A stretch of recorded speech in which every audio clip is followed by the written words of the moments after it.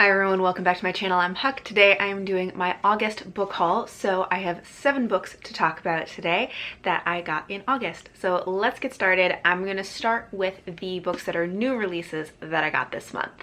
So the first one that I have is The Dark Tide by Alicia Jasinska. This is, I think, a YA fantasy that is, I think, a fairy tale retelling, but I don't know exactly which fairy tale it is.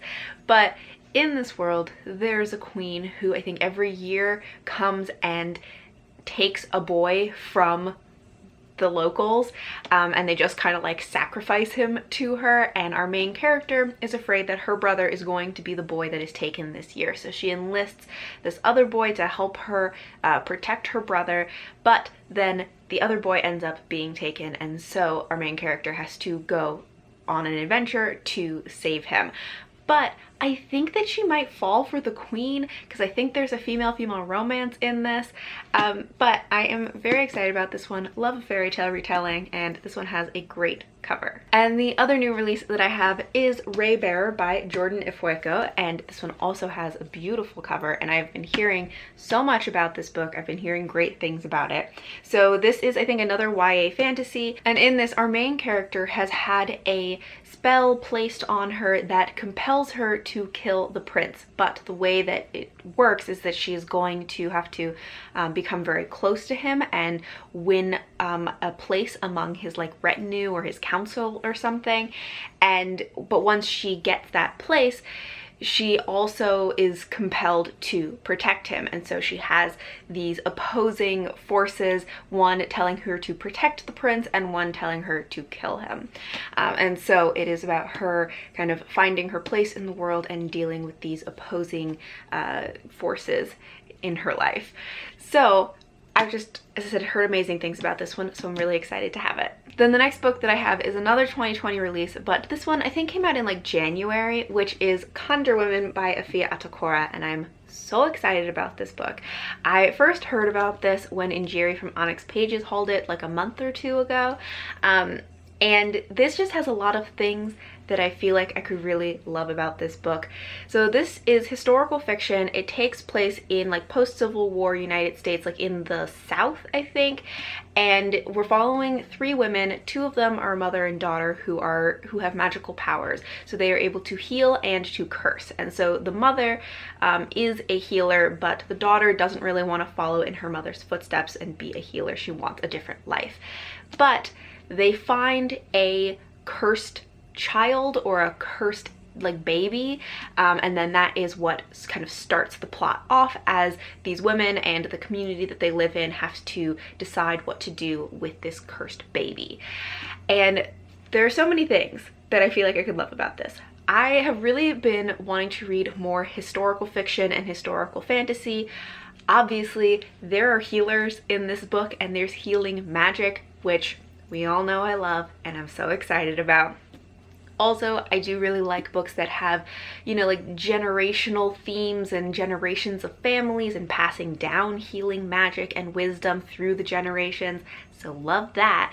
And then also, I think this is kind of told in a non-linear format, that I think it kind of jumps to different points in time in these characters' lives. And non-linear storytelling is something that I have really enjoyed in the past. Of course, it depends on how it's done, but a lot of times it is something that I really like.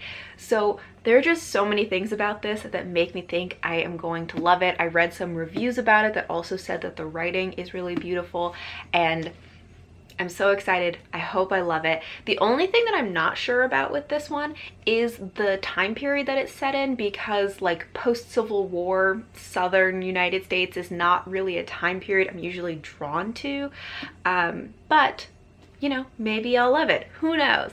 Also, of course, this book is just beautiful. Like, this cover is gorgeous, and the inside end pages are this beautiful blue. And I love it that at the beginning of each section, there are these little like botanical line drawings. It's so beautiful. I feel like I'm going to love this book. I really hope that I do. Then I have Obelisk Gate by N.K. Jemisin. This is the second book in the Broken Earth trilogy. I read the first book, the 5th season, in July, I think, and I liked it. I am intrigued to see what happens.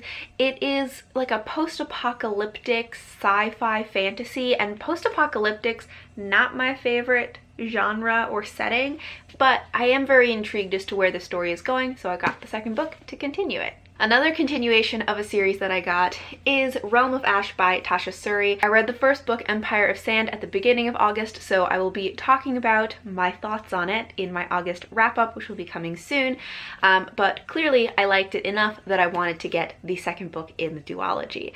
So this is an adult fantasy that is inspired by Indian folklore, and it has a really interesting magic system that I really enjoyed, and I am really interested in this one. This is, I think, a companion series, so this is following the sister of the main character from the first book. So I'm really interested to see what her character is like. Then next I have Tigana by Guy Gavriel Kay, and this is a standalone adult fantasy that I have been meaning to get to for so long, and then I feel like a lot of people have been reading and talking about it lately, so it just kind of inspired me to finally get this.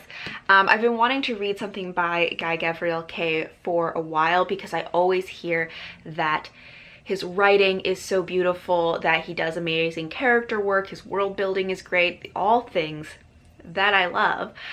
So I'm really hoping to like this, and he usually does kind of historical inspired fantasy, which is also a thing that I like.